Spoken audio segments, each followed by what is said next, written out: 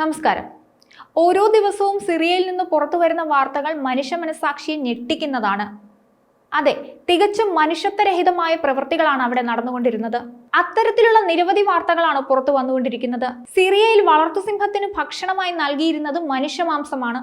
ഞെട്ടിക്കുന്ന ഈ കൃത്യം ചെയ്തിരുന്നത് കൊടും ക്രൂരനായ സിറിയൻ സൈനികൻ തലാൽ ദാക്കാണ്.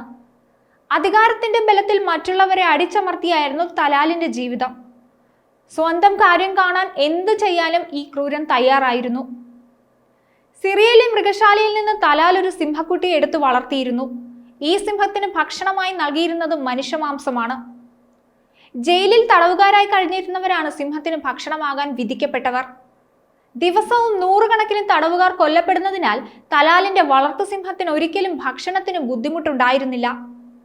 തട്ടിക്കൊണ്ടുപോകൽ, കൊലപാതകം, അവയവ വ്യാപാരം, മയക്കുമരുന്ന് കച്ചവടം തുടങ്ങി നിരവധി കുറ്റകൃത്യങ്ങളിൽ ഇയാൾ പങ്കാളിയായിരുന്നു എന്നാണ് വിവരം. കൂടാതെ എയർഫോഴ്സ് ഇന്റലിജൻസിന് നേതൃത്വം നൽകിയിരുന്നെന്നും വിവരത്തിലുണ്ട്. അങ്ങനെ സഹികെട്ട് ജനം തലാൽ ദക്കിനെ പരസ്യ വിചാരണയ്ക്കും വധശിക്ഷയ്ക്കും വിധേയനാക്കി. എന്നാൽ ഇതിൽ ഔദ്യോഗിക സ്ഥിരീകരണം ഇതുവരെ വന്നിട്ടില്ല. തലാലിനൊപ്പം പുറത്താക്കപ്പെട്ട പ്രസിഡന്റ് ബഷാലിന്റെ കാലത്തെ നിരവധി മുതിർന്ന സൈനികരും ഇപ്പോൾ വിമതരുടെ പിടിയിലാണ്. പലരെയും ജനക്കൂട്ടം പിടികൂടി വിമതരെ ഏൽപ്പിക്കുകയായിരുന്നു. ICS അംഗങ്ങൾ മുൻ സൈനികരെ പിടികൂടി വധിക്കുന്നു എന്നും റിപ്പോർട്ടുകളുണ്ട്. ഹോംസ് മരുഭൂമിയിൽ വെച്ച് 54 മുൻ സൈനികരെ ICSകാർ കൊലപ്പെടുത്തിയതായി Syrian observatory for human rights പറയുന്നുണ്ട്. ഡെമാക്കസിലെ സെയ്ദ്നയ ജയിൽ അല്ലെങ്കിൽ മനുഷ്യ കശാപ്പുശാല വളരെ കുപ്രസിദ്ധമാണ്. രാജ്യത്തെ വിവിധ ജയിലുകൾക്കുള്ളിൽ 1 ലക്ഷം പേരെയും തൂക്കിലേറ്റിയെന്നാണ് റിപ്പോർട്ടുകളിൽ പറയുന്നത്. ആംനസ്റ്റി ഇന്റർനാഷണലിന്റെ റിപ്പോർട്ട് അനുസരിച്ച് കഴിഞ്ഞ 13 വർഷമായി രാജ്യത്തെ ജയിലിൽ അരങ്ങേറിയിരുന്നത് കൊടും ക്രൂരതയും മനുഷ്യാവകാശ ലംഘനങ്ങളുമാണ്. 2011 ഭരണകൂടത്തിനെതിരെ പ്രതിഷേധം ആരംഭിച്ചപ്പോൾ പിടികൂടുന്ന പ്രതിഷേധക്കാരെയും സൈനികരെയും പാർപ്പിക്കാൻ പ്രത്യേകം ജയിലുകൾ തയ്യാറാക്കിയിരുന്നു.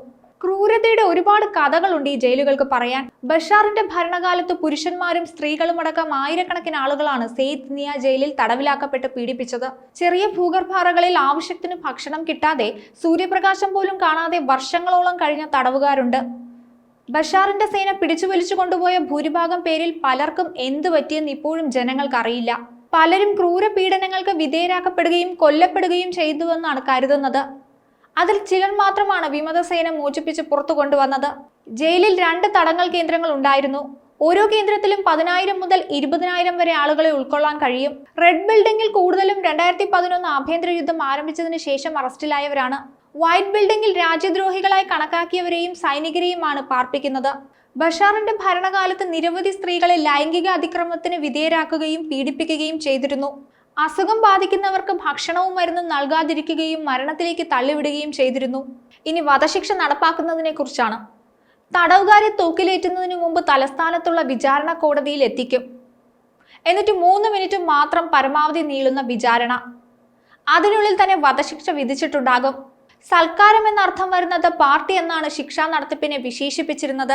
വധശിക്ഷയ്ക്ക് വിധേയരാക്കുന്നതിന് മുമ്പ് 3 മണിക്കൂറെങ്കിലും ക്രൂരമായി മർദ്ദിക്കുകയും ശരീരത്തിൽ പാടുകൾ ഉണ്ടാക്കുകയും ചെയ്യും. പാതിരാത്രിയോടെ കണ്ണുകൾ കെട്ടി ട്രക്കുകളിലോ മിനി ബസ്സുകളിലോ വെള്ള നിറത്തിലുള്ള കെട്ടിടത്തിലെത്തിക്കും. ആ കെട്ടിടത്തിന്റെ ബേസ്മെന്റിലെ ഒരു മുറിയിൽ വെച്ച് തൂക്കിലേറ്റും. ഇങ്ങനെയായിരുന്നു വധശിക്ഷ നടപ്പാക്കിയിരുന്നത്. മറ്റൊരു വീഡിയോയുമായി വീണ്ടും കാണാം. ന്യൂസ് ഡെസ്ക് ഈനാട് മലയാളം.